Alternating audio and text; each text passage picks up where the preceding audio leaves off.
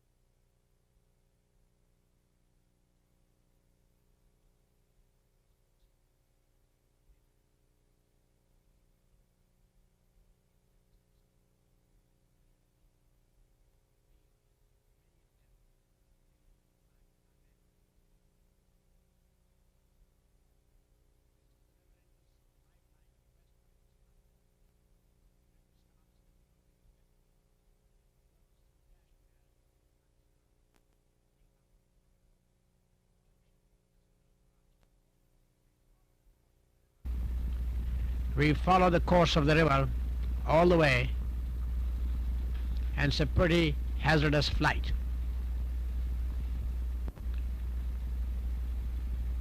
In the distance is Nanga Parbat, a world famous mountain which was climbed by the Germans in 1954. We're getting Gilgit, our destination.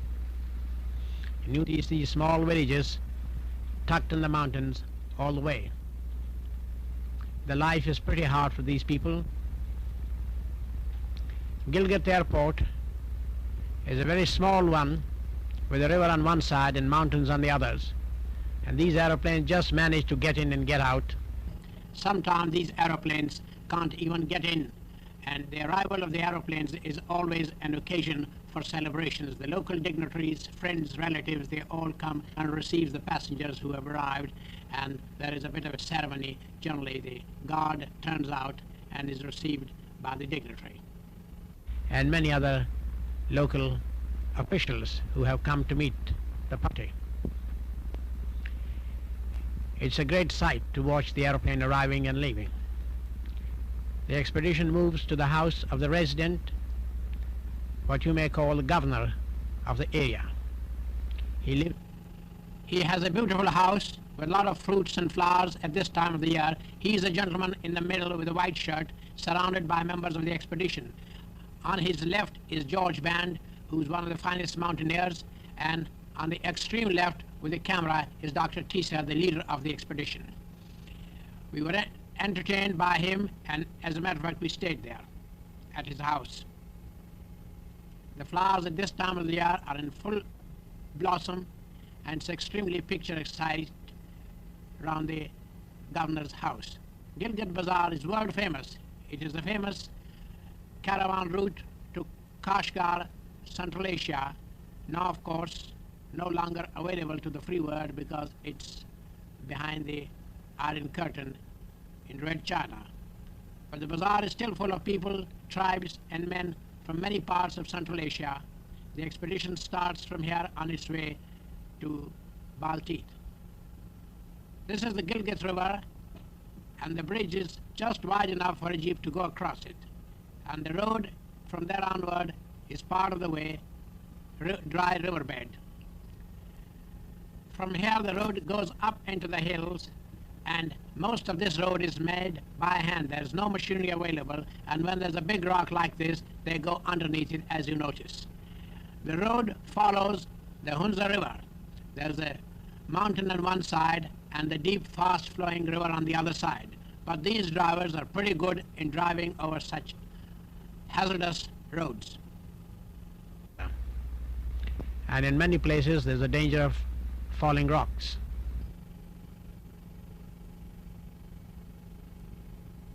They were not Gilgit River. Big speed, which is rather frightening for those who are not used to this kind of roads. And you find often the driver has one foot hanging outside in case something happens. He's ready to jump off. Fortunately, such things don't happen often. In the distance you see Rakaposhi, the object of the expedition, one of the famous mountains in this part of the region. And this is another type of the bridge used commonly for crossing the Hunza River. You see it's being operated by hand. The bucket carries hardly 2 persons at a time. It's a pretty slow job, but nothing better is available. In due course, it is hoped that a bridge will be put across here. These Hunza Kotis and Nagar people are extremely helpful and willing. Roger Charley and Fraser are riding in the bucket. Fraser, 2 years later, was killed in Nepal in a mountaineering expedition. Roger Charley nowadays lives in New York. In the distance we now see Chalt, which is the summer capital of Mir of Nagar. And that's the view of a glacier showing the way up to the peak Rakaposhi in the distance.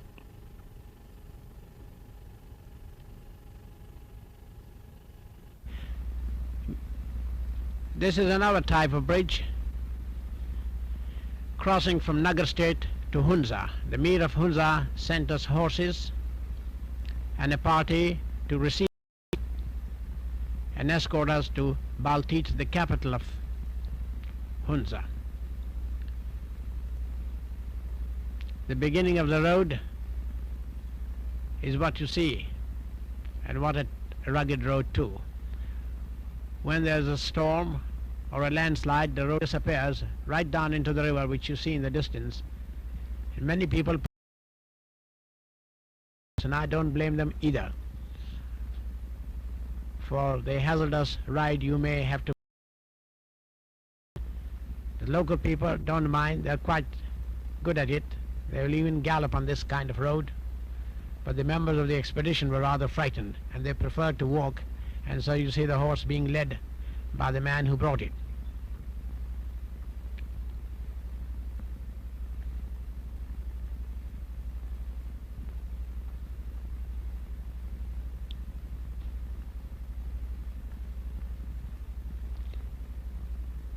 Now we are nearing Baltit, the capital of state. Every inch of available land is used for irrigation. The loads were carried on the back by Hunza Kotis, and these boxes were made in England, each weighing 60 pounds, serially numbered.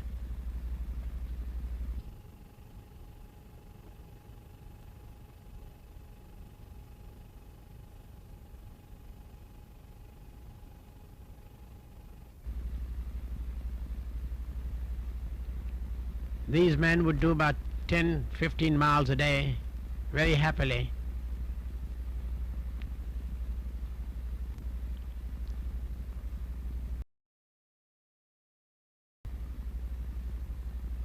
Hunza is very fertile, and so is Nagar. But Nagar has more water and Hunza hasn't got water. These are the two states on each side of divides the two territories. Now you see another one of the members crossing it, and many a times there are some planks missing.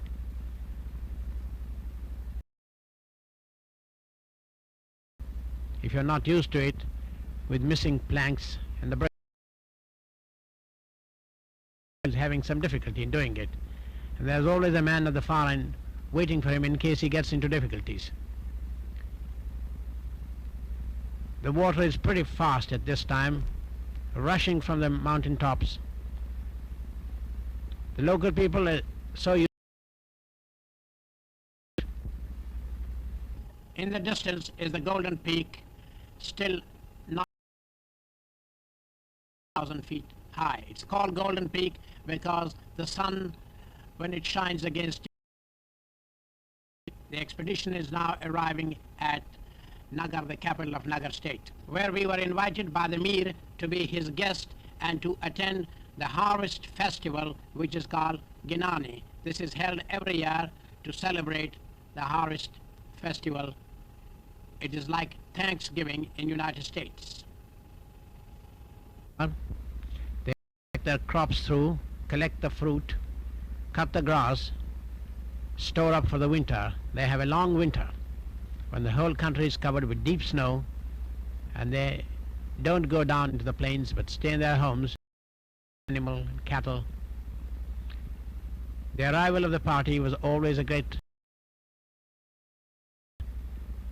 All the boys and girls and the elders will come and meet the party. School will close and the local